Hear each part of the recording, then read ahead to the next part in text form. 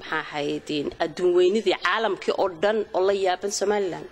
آديات الله يابن حبطن إسكت عيسى حد بقى الله هين عد مقصنا كل عيسى الماء كل عيسى إنان كل عيسى أضي كل عيسى إسلام كل عيسى محاحيدين سي undiscriminately محاحيد ليس قصي دينايو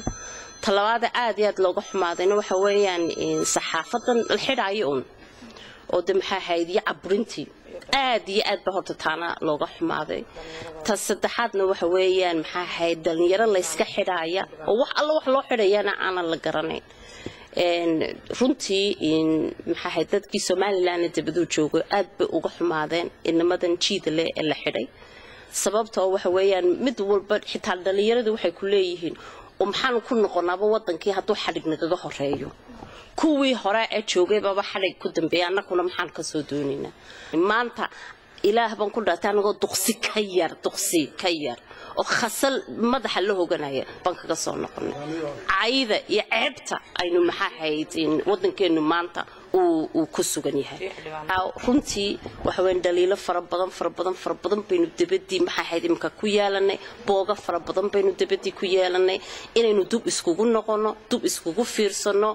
magaceeni iyo sharafteeni aynu lahayn in Somaliland ay lahayd ina dub loo soo celiyo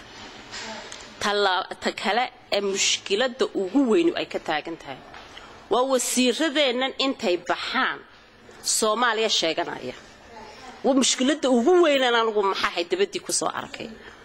Dubai baa burcad badeedkii la tagay wasiirkii Soomaaliya baa sheeganaya Somaliland iyo 18 gobol waxa mucjiso ah kuwii maxaa wasiiradii Somaliland diray iyo kumay soo fadhiisan niman kale oo laakiin Somaliland metelay bay soo fadhiisiyeen bilaa عليك aynu runtii isu sheegno ma 18 gobol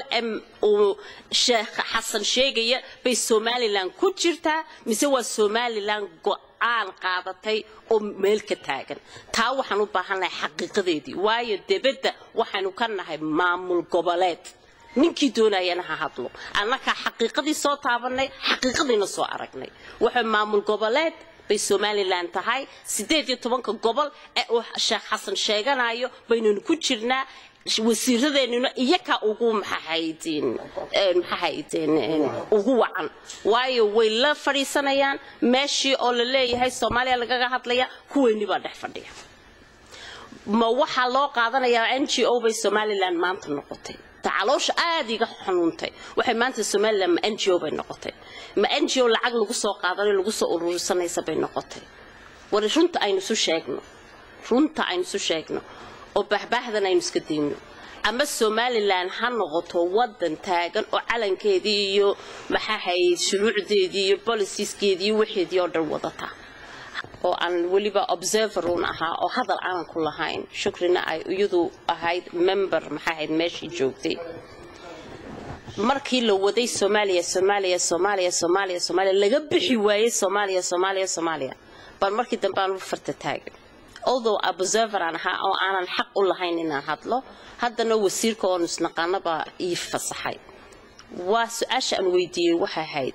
والمحاهيد Soomaaliya baad ka hadlaysaan waxaad ka hadlaysaan maxaahayid inaan maamul hagaagsan lahayn in maxaahid loo baahan yahay caawa far badan la siiyo baarlamaankeeda la kiciyo maxaahid asxaabta loo sameeyo